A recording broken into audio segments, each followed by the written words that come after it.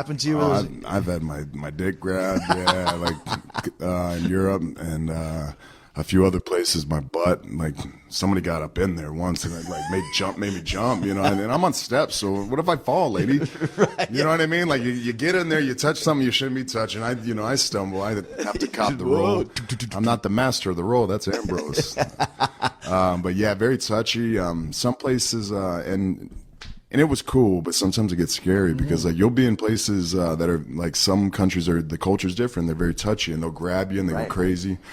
And we've had that before, and you only have so much security, you know what I mean? And it gets to the point, and that's why we had to kind of ex-nay it for me. So, but yeah, that was another thing. oh, because you were doing it.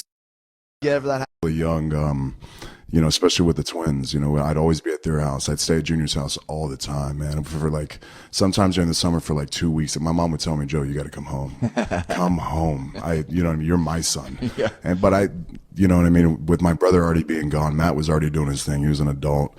You know, my oldest sister, Vanessa, she was pretty much a younger adult, like 18 to 21 at the time. And then my sister, Summer, who's 3 years older than me, she didn't like me, whatever. Yeah, we were, you know, we lived together, so we didn't want to see each other. And I didn't want to be in the house with girls all the time. So I just wanted to be with the twins. They were my best friends. We did everything together. So I just hung out with them nonstop for sure. So we were really young. And now you have damn guys, and you have twins now of all things, and so do I. That's another thing we have in common. But yeah, the jealousy of this twins. is actually I had to call my wife. I was like, "Hey, you cool if we talk about this? I'm about to do a podcast," and she's like, "Because we haven't talked about it at all. Oh. We didn't post any. No, all good. Okay. No, all good. Okay. Yeah, no worries.